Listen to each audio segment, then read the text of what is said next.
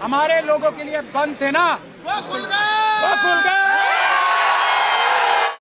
बड़ी इंपॉर्टेंट बात, जैसे प्राचा साहब ने कहा, हम लोग संविधान को मानने वाले हैं, संविधान की हिफाजत करने वाले हैं, हम लोग कानून को कभी हाथ में नहीं लेंगे, ना तोड़ेंगे। तो अब ये चीज देखना कि आपके बीच में बहुत सारे वाइस चांसलर ने, आरएसएस वालों ने अपने दलाल छोड़े होंगे जो अराजक तत्व पीस को भंग करेंगे। आप सबको उस चीज को मेंटेन करके चलना है, वो अपना काम करेंगे, हमें अपनी मंजिल को क्लियर रखना है।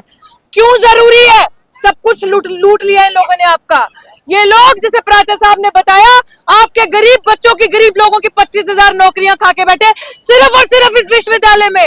और अभी आरएसएस के लोग धड़ाधड़ भर्तियां करके 3,000 से ऊपर अपने लोगों को, अपने लोग जो गुलाम दलित भी, जिनमें से हमारे समाज के लोग भी, और कुछ ऐसी चीजें सामने आई हैं, फर्जी एससी एसटी ओबीसी के सर्टिफिकेट बनाकर उनको नौकरियां दी हैं। ये लड़ाई अब हमारे मान सम्मान की है, अब समझौता नहीं होगा। ये पहली बार दिल्ली विश्वविद्यालय में ऐसा नीली क्रांति का इनकलाब आया, फैसला आपको करना है, ये और कहीं नहीं है। इस यूनिवर्सिटी को हर दिन इस यूनिवर्सिटी का भगवाकरण हो रहा है, हर दिन इस यूनिवर्सिटी में शाखाएं लग रही हैं, हर दिन इस यूनिवर्सिटी में आरएसएस की शाखाएं लग रही हैं। जिस जगह हम प्रोटेस्ट करते हैं, ठीक 10 कदम दूर आरएसएस की शाखा लगती है। और यही पुलिस कर्मी जो खाकी के अंदर भगवा पहनकर उन लोगों को कुछ नहीं कहते, और हम लोगों को रोका जाता है यूनिवर्सिटी के अंदर जाने से, यूनिवर्सिटी में अपनी बात रखने से, हक की लड़ाई, सम्मान की लड़ाई लड़ने से। एक अपराधी आप सबके सामने, सभी तो रोए, अभी भी अपनी कुर्सी पे कार्यरत है। आप समझ सकते हैं, इसी अमित शाह पुलिस ने चार्जशीट जमा की है उस अपराधी पे। तो आज मैं अपने साथियों से, भाई चंद्रशेखर आजाद से, एडवोकेट महमूद प्राचा जी, जिनकी वजह से आज ये लड़ाई हम इतने मजबूती से लड़ पा रहे हैं, जिन्होंने हमें लड़ना सिखाया, झुकना नहीं सिखाया।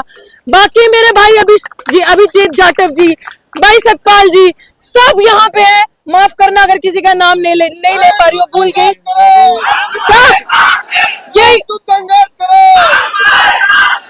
ये जो क्रांति अभी यहाँ होने जा रही है साथियों, याद रखना, पहले दिन कहा था सर पे कफन बांध के आए हैं, सफेद नहीं नीला। वापसी का रास्ता हमने नहीं देखा, अब और पार की बात है। हमारे हाथ में संविधान है। इन लोगों ने, आपके जो शरीफ लोग, शायद उनकी आवाज मेरे जितनी बुलंद नहीं होगी, शायद उनकी आवाज मेरे जितनी ताकतवर नहीं होगी, पता नहीं क्या मजबूरी होगी उनकी कि अगर 10 लोगों का परिवार है तो एक इंसान कमाने खाने वाला है, उन लोगों की थाली से निवाला छीना इन लोगों ने। 22-22 साल, 15-15 साल, 10-10 साल से पढ़ाते लोग दिल्ली विश्वविद्यालय में इन्होंने निकाल दिया, क्योंकि उनका कोई माई बाप नहीं था इंटरव्यू में बैठा हुआ, उनके पास पैसे नहीं थे देने के लिए।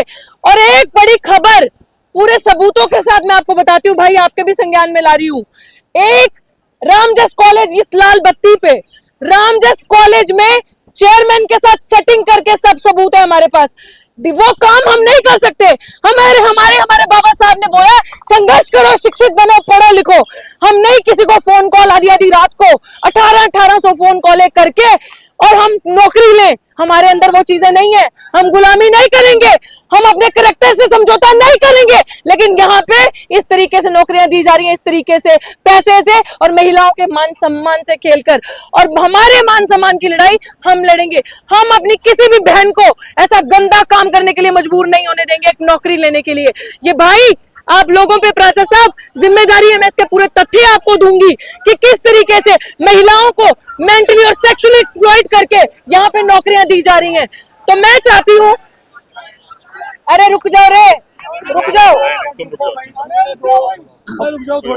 ये नहीं, ये चीज आपको समझने की जरूरत है कि आपकी बहन बेटी की जहां बात आती है उसके ऊपर हम कुछ नहीं समझेंगे, क्योंकि बाबा साहब ने एक ही चीज कही थी कि मैं उस समाज की तरक्की तब समझूंगा उस समाज की महिलाओं ने कितनी तरक्की की है। और आज अगर महिलाओं ने ये बेड़ा उठाया है तो मैं कहती हूँ कि मजबूरी है सबकी, जितने भी हमारे समाज के पुरुष हैं, भाई हैं, कि साथ कंधे से कंधा मिला के आगे आकर देना है। और आज जब तक वाइस चांसलर को यही पुलिस वाले बाहर नहीं लेकर आते। और ये पुलिस का फर्ज बनता है कि जहां पे संवैधानिक तरीके से प्रोटेस्ट हो रहा हो और संविधान को आगे रख के उसकी पालना करके मान रहे हो, तो ये रास्ता खुद खाली करेंगे। एसएचओ साहब, डीसीपी, एसीपी सब जाके वाइस चांसलर को बाहर लाएंगे और बताएंगे एक अपराधी को किस तरीके से उन्होंने अभी तक कुर्सी पे कार्यरत रखा हुआ है। यही आप सबसे कहूंगी, पीस को मेंटेन करके रखना है और हम इसी दरवाजे से अंदर जाएंगे। 4 नंबर गेट पे बंद ताले, भाई ताले बंद है हमारे लिए। प्राचा साहब, ताले बंद है वहां पे हमारे लिए, समझ लीजिए आप। वो ताले हमें देख के बंद होते हैं। जब साथी आशुतोष या मेरे जैसे लोग जब वहां पहुंचते हैं विश्वविद्यालयों में, तो वो ताले लगा दिए जाते हैं। मतलब हम नहीं जा सकते अंदर विश्वविद्यालयों की। ये हालत है दलित आदिवासी की। अगर मैं दलाल बन जाऊं, मैं गुलाम बन जाऊं, अपनी आवाज बंद कर दूं, तो 1 मिनट में सब कुछ मेरे लिए भी आ जाएगा। लेकिन समझौता नहीं चाहिए। तुम नहीं खरीद सकते पैसे से मुझे कि 1 लाख की नौकरी का लालच दोगे। नौकरी नहीं चाहिए, नौकरी नहीं चाहिए। और इनकी औकात क्या है हमें नौकरी देने की? ये लोग हमें एनएफएस करते हैं, नॉट फाउंड सूटेबल। खुद उस कुर्सी पे बैठने के लायक नहीं है ये, अगर इनका कोई क्वाड फादर ना हो इंटरव्यू में। तो हम सब इस लड़ाई को मजबूती से मिलकर लड़ेंगे। और अभी जैसे मंच, सम्मानित मंच से आपको आदेश आएगा, उस आदेश की आपको पालना करनी है। और आपके लीडर्स आगे रहेंगे और हम सब उन्हें फॉलो करेंगे, इवन इंक्लूडिंग मी। हम सब उन्हें फॉलो करके अंदर जाएंगे। आवाज दो, आवाज दो। तो जो प्रोटेस्ट में शामिल होने वाले साथी आ रहे हैं, उनको रोका ना जाए। मैं जाऊं क्या? उनको इसलिए ना रोका जाए क्योंकि हम वीडियो कॉल करा पुलिस सरकार के लोगों की चालों से अवगत है। मैं पुनः आग्रह करूंगा, हमारा जो आज का प्रोटेस्ट है पूर्ण रूप से संवैधानिक है और संविधान को मानने वाले लोग हैं।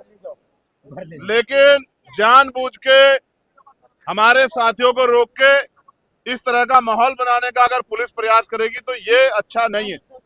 इसलिए मेरी पुलिस के साथियों से आग्रह है कि चारों गेटों से जो भी हमारे साथी आना चाहते हैं, वहां हमारी बहनें भी हैं। ऐसी भी खबर मिल रही है कि उन बहनों से बदतमीजी हो रही है, ये हम स्वीकार नहीं करेंगे। इसलिए मेरा आग्रह है कि उन बच्चों को आने दिया जाए, उनको रोका ना जाए।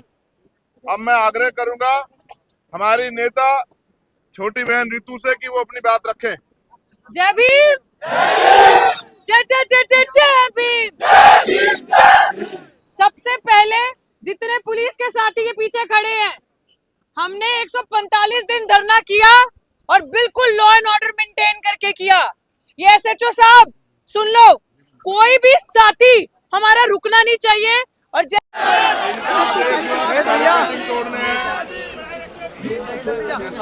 बैरिकेडिंग तोड़ना है तो बैरिकेडिंग भी तोड़ेंगे। तो आज हम अपने नेता के हिसाब से काम करेंगे। तो मैं उनसे आग्रह करूंगा कि वो पहले महमूद भाई अपनी बात रख दें, फिर जो ऋतु आदेश करेगी। हम तो आज तय करके आए कि आज बस